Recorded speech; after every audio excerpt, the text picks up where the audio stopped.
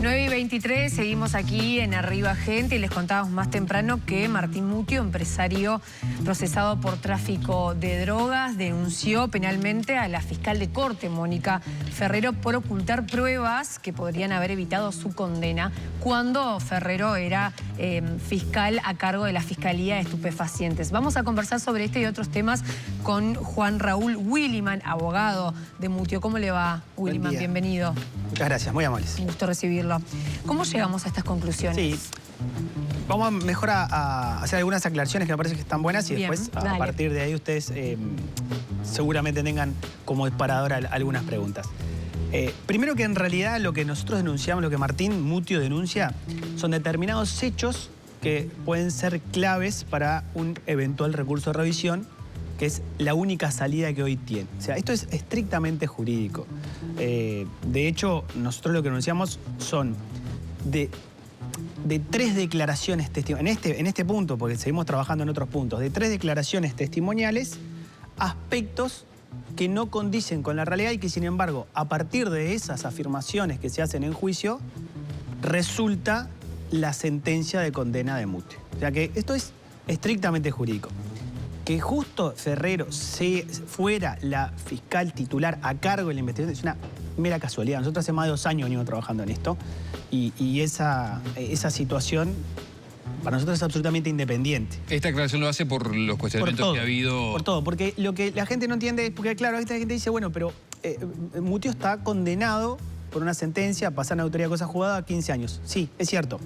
Pero también es cierto que en materia penal existe en civil, pero con plazo. En materia penal existe un recurso de revisión, que es un recurso extraordinario que ataca la cosa juzgada.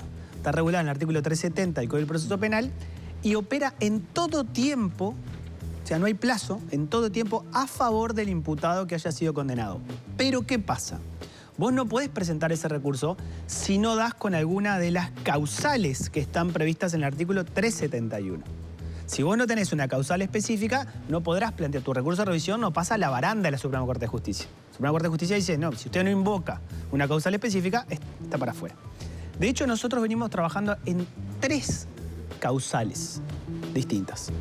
Una de estas causales, el literal C, dice, si se demuestra que la condena fue pronunciada como consecuencia de una falsedad. O sea, si la condena fuera dictada consecuencia de una falsedad. Pero con un problema, o otro hecho previsto por la ley penal, dice, en tal supuesto, la prueba de que eso es así consiste en la sentencia condenatoria por esa falsedad o ese delito. O sea que en este literal no solo tenés que encontrar, pero para nosotros esto es falso, sino que además tenés que formalizar la denuncia y lograr una sentencia de condena que así lo diga. Usted aclara que esto no es para pegarle a la fiscal Ferrero. Todo jurídico. Ahora la gente se puede preguntar, ¿y por qué justo ahora? Es que nosotros venimos hace 2 años trabajando, porque la denuncia esa es un libro, tiene 57 páginas de análisis de la sentencia, lo que declaró, son miles de horas de juicio, con lo que declara cada testigo con muchísimas horas de declaración. Más el análisis de la sentencia, no de primera instancia, de segunda instancia, porque la de primera instancia lo absuelve. Es la de segunda instancia la que lo condena. Y la Corte después la confirma, pero también por razones cuasi formales de un recurso de casación, donde dice que, resumidamente, la defensa de Mutio en ese momento tenía una teoría del caso, pero nunca la probó. Entonces, los indicios que presenta, que logra acreditar Fiscalía, le permiten arribar a este razonamiento de condenado. Entonces, si bien nosotros venimos trabajando en dos literales más, de hecho, el literal A es que haya otra sentencia penal también de condena que resulte irreconciliable con la otra. Por eso venimos siguiendo algunos juicios que están siendo llevados adelante en el extranjero, Brasil, Bélgica. ¿Por qué esto? Porque si hay otras personas condenadas, eventualmente llamadas a responder penalmente por la contaminación de ese container, tenemos una contradicción insalvable. Porque si fue Mutio en San José, Uruguay, no fue X persona en el puerto de Vitoria, en Brasil. O sea, en el puerto de Zárate o el de Santos. ¿Me explico? ¿Mutio sostiene que es inocente? Mutio y su familia sostienen, pero de una forma que yo pocas veces vi, férreamente, que él no contaminó ese container en el silo del señor Rolando en San José. Lo dijo una vez, 2, 3 veces, 4, 5. Yo tomé contacto en el caso, ya estaba en casación. Y bueno, para llevar una defensa adelante uno tiene que terminar de convencerse que efectivamente es así. Y ahí, sobre todo su esposa, que también es abogada en Argentina, que viene trabajando en estos elementos, por lo menos a mí y al equipo hoy, integrado por el doctor Carlos Uriarte, Pablo Picciotano y yo, porque este trabajo no es mío, ¿no? A mí me tocó solo poner la cara, pero el doctor Carlos Uriarte y Pablo Picciotano hace también muchos meses que vienen trabajando en esto. Hay otra causal más, que es el literal B, el 371, que habla de nuevos elementos de prueba que demuestren que no tuvo responsabilidad. En esos también se viene trabajando. ¿Pero por qué en este? En este es bastante simple. No sé si es simple de explicar en 3 minutos, pero sí es simple de explicar cuando hay un poco más de tiempo. Esto es así. La sentencia se apoya en 3 pilares para sostener que fue Mutuo quien ingresó la mercancía en ese container en San José, repito, en el silo del señor Rolando. Uno de ellos puntos fuertes que toma la sentencia, porque esto le tiene que tomar la sentencia, sino para, o sea, a mí lo que me arroja estos 3 funcionarios públicos. Son de aduana y de prefectura. Sí, claro, exacto. Lo que te arroja, lo que ellos afirman, sirve de respaldo para la sentencia. Incluso me han dicho, bueno, pero esto ya se discutió en juicio. Claro, pero esa discusión, los colegas anteriores, teóricamente la perdieron. ¿Por qué? Porque, entre otras cosas, los testigos afirman claramente que esto es así. Entonces, ¿qué hace el sentenciante? Si un testigo experto calificado me dice, mira, esto es así, debe ser así, entonces lo termino condenando. ¿Sin estos testigos, Mutuo no hubiera sido condenado? Sin lo que ellos afirman, seguro que no. Porque ¿qué afirman, por ejemplo? La primera afirmación que es clave es que, por ejemplo, siempre manejaron un solo plano de estiba. Entonces hay 3 testigos que hablan, sobre todo 2 de ellos, hablan de un solo plano de estiba. ¿Por qué es elemental para ellos, clave, y para la sentencia también, que haya un solo plano de estiba? Porque tratan como indicio fundamental de determinar que ese container se ubicó, ¿no?, en el puerto de Montevideo, en el buque, de una manera y nunca más fue tocado. Y esa ubicación permite concluir sin hesitaciones que nunca puede haber sido violentado en otro puerto o en alta mar. ¿Por qué? Porque estaba entre otros 2 containers, porque estaba sobrelevado, no hay forma de entrarle. ¿Qué pasa? Lo cierto es que hay un plano de estiba por puerto y no un plano de estiba. Lo cierto es que hay un plano de estiba en Zárate, en Santos, en Río de Janeiro, en Vitoria, en Dakar, uno en Destino de Amber. ¿Me explico? No hay un plano de estiba. Hay uno por puerto. Y además, por puerto, hay una cosa que se llama lista de removidos, cambiados, porque esto no es un Tetris, que ustedes verán de container, pero además eso es removido, modificado, etc. ¿Y esto no se tomó en cuenta porque se desconocía o porque se ocultó? Porque lo que declaran los testigos es que manejan un solo plano de estiba. Vos sos juez, no tenés... Porque los jueces no son expertos en aduana. Y la fiscal no investigó para poder decir esto no es así. Bueno, eso es lo que nosotros no sabemos. De hecho, hay un expediente administrativo... ¿Y qué rol tiene el juez también? El juez, pobre juez, el juez recibe la información que recibe. Claro. Por eso el recurso de revisión y por eso nosotros hacemos referencia activa. El juez recibe esa información. Tú sos jueza, vienen 3 expertos y te dicen, hay un solo plano de estiba, ¿tú qué vas a pensar? Que hay un solo plano de estiba. Porque no tenés la información te la aporta quien tiene la carga de probar. Y ese es un elemento que no es menor, porque si la conclusión férrea es, una vez que el container ingresó al buque, nadie más lo pudo manipular, entonces llegás a la conclusión lógica, entonces, bueno, debió ser cargado en Uruguay, en San José, porque nadie más lo pudo tocar. Y nosotros ya sabemos que en esos puertos tuvo movimientos. Pero claro, en el juicio, los planos de estiba de los otros puertos no están. No se aportaron. De hecho, vimos que en un expediente administrativo, esto es un trabajo muy fino de Carlos Uriarte y de Pablo Picciotano, que buscaron y buscaron y buscaron, y de hecho en un expediente administrativo determinan, Carlos y Pablo me llaman un momento a decir, pero acá le faltan 3 fojas, estos son mails que adjuntan otros planos de estiba. Sí, bueno, pero yo le digo, en el juicio no está, pero habla con los abogados que estuvieron en el juicio, preguntale si esto estaba, porque sí, vos tendrás el expediente administrativo ahí, pero yo en el juicio eso no está. Willyman, para poder entender, si esto era tan evidente, ¿no? Como... No era tan evidente, no, por pero... eso el tiempo. Eso le iba a preguntar. No era tan evidente no era nada. De hecho, ¿el proceso no es así siempre, esto que usted describe? Sí, pero parece que es fácil de chequear, me imagino, bueno, cómo es la logística. No estuvo chequeado, de hecho ese expediente administrativo no lo tiene. Y ese es un punto relevante para la sentencia, porque, repito, si vos llegás a la conclusión de que el container nunca pudo ser manipulado, no fue nunca más manipulado, vos llegás a esa conclusión lógica de, bueno, sí, lo colocaron y nadie lo tocó hasta que llega al puerto de Hamburgo y donde se termina, ahí sea, entonces, el ITER, ¿sí? No importa qué pasó en Zárate, en Santos, en Río de Janeiro, en Vitoria, en Dakar, no importa, porque se supone que no fue movido. Entonces digo, bueno, pero no debió haber en el juicio tantos planos de estiva como puertos en los que atracó y no debió haber establecido toda la lista de removidos, movimientos, porque necesito toda esa información. Y te aclaro otra, ese es un punto. El segundo punto, el más complejo, tiene que ver con el peso bruto que informa Amberes, Bélgica. Por el peso del contenedor. Claro, ahí tenemos un enorme problema también, porque ¿qué pasa? Los testigos declaran que peso neto y peso bruto parecieran como conceptos distintos cuando hay soja granel, y nosotros terminamos estudiando y determinando que eso no es verdad, que el peso bruto y el peso neto es cuando la soja tiene algún tipo de embalaje. Entonces el peso neto es solo soja y el peso bruto cuando tiene la soja con algún tipo de embalaje, bolsa, lo que fuera. Pero cuando es soja granel, vos tenés soja y tenés el peso del contenedor.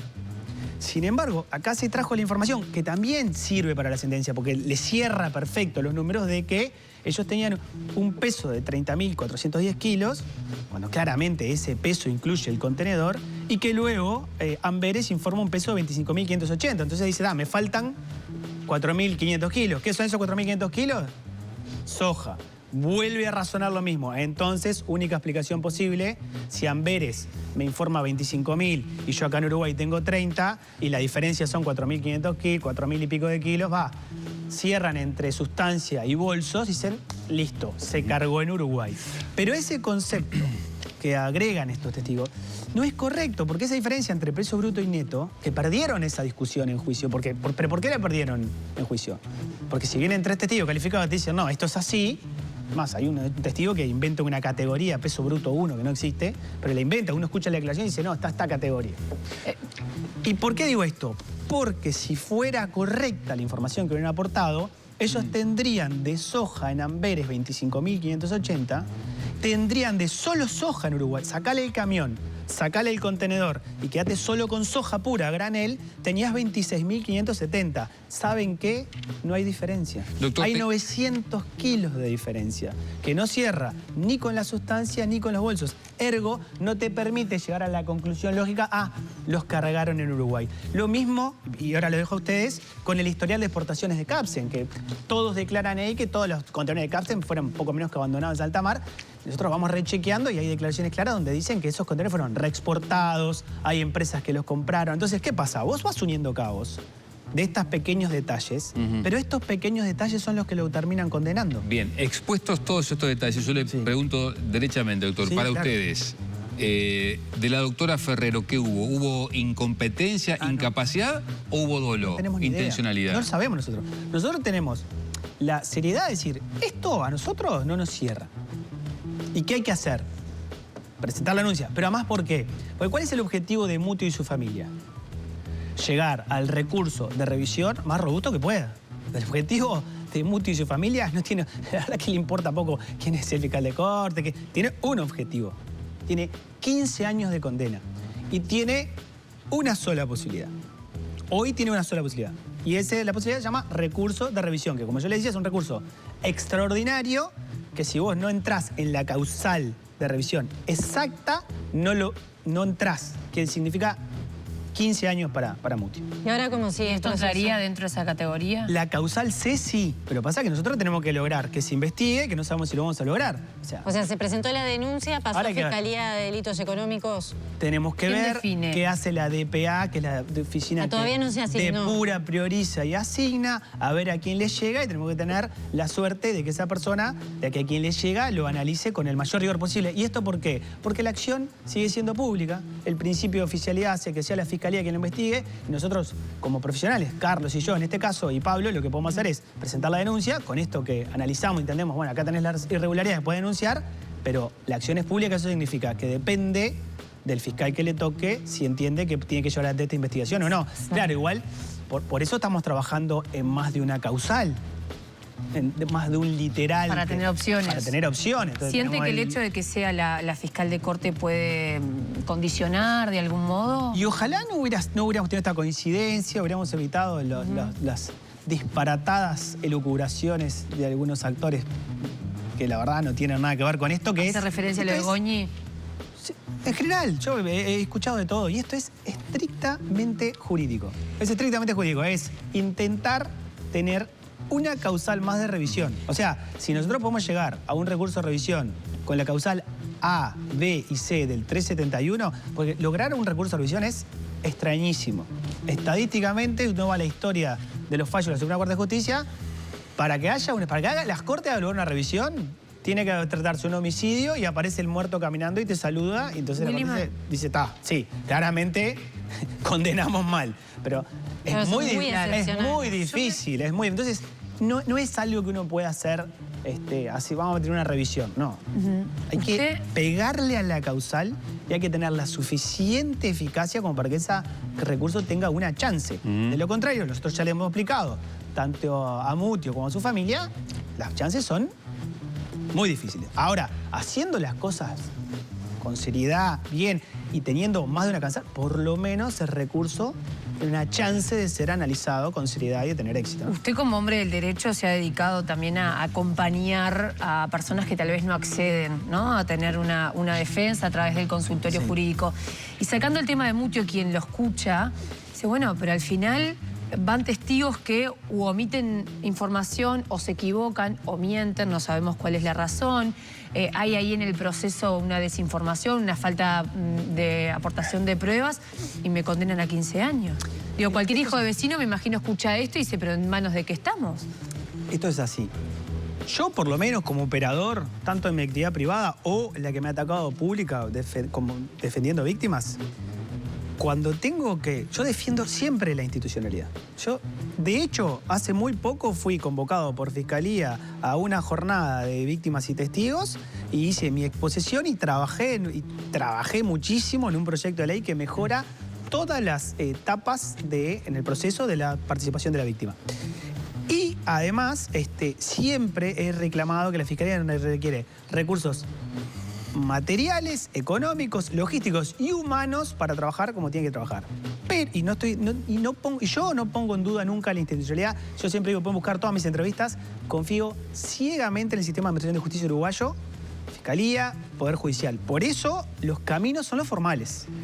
Como confío en el sistema, habrá que hacer el mejor recurso de revisión para tener suerte. Pero, y te contesto, cuando creo que la Fiscalía no hizo las cosas bien, yo no grito en el bar. Hago lo que tengo que hacer formalmente.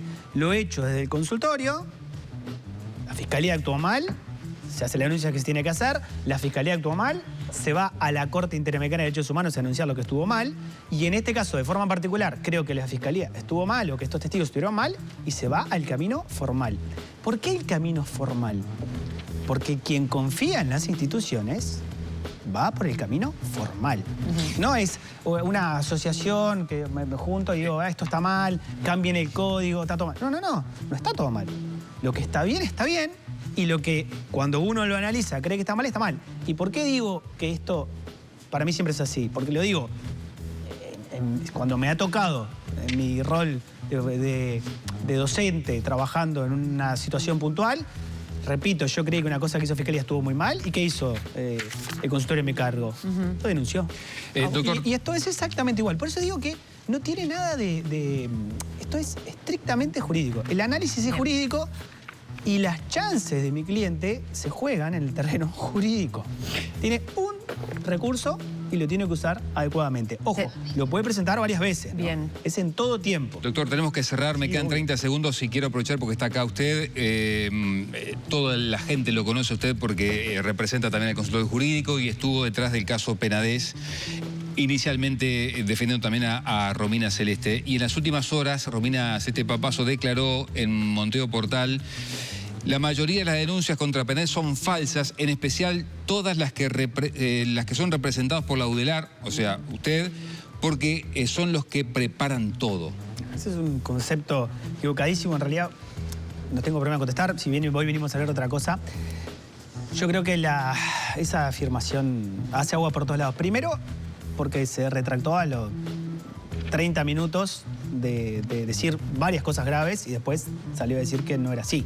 De hecho, llegó a decir que había cobrado por su declaración. De hecho, llegó a decir que su declaración sí era verdad, pero había prescripto, o que sí era verdad, pero en realidad tal vez el imputado se confundió por su tamaño. O sea, nada de eso tiene ninguna coherencia. Por supuesto que no cobró nada por declarar, ella lo denunció públicamente, lo del AR llegó mucho después. Yo no estaba ni en Uruguay en el momento que lo del AR toma el caso, que el consultorio toma el caso, porque ella hace primero la denuncia y después lo toma. Y ahí hay una enorme confusión en la actividad que hace, lo hemos explicado en esas jornadas y en muchas otras, de acompañar y preparar víctimas en el buen sentido. Nadie le ingresa información que la víctima no tiene. Lo que decías es, se la asiste, se la acompaña, se la prepara para una declaración anticipada.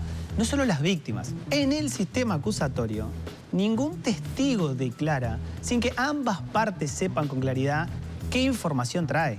Todos los testigos son preparados. El tema, y se puede atar, es que yo le puedo decir al testigo, puedo hablar con el testigo qué información tiene. Lo que no le puedo es cambiar la información o agregar la información que el testigo no tiene. El testigo tiene lo que tiene. Ahora, de lo que tiene, de información que sí tiene, yo me tengo que asegurar, como buen litigante, que esa información que sirve a mi teoría del caso salga en el juicio toda. ¿Me explico? Bien. Dante sabe que tiene un notebook y que el notebook tiene un pegotín que dice arriba gente.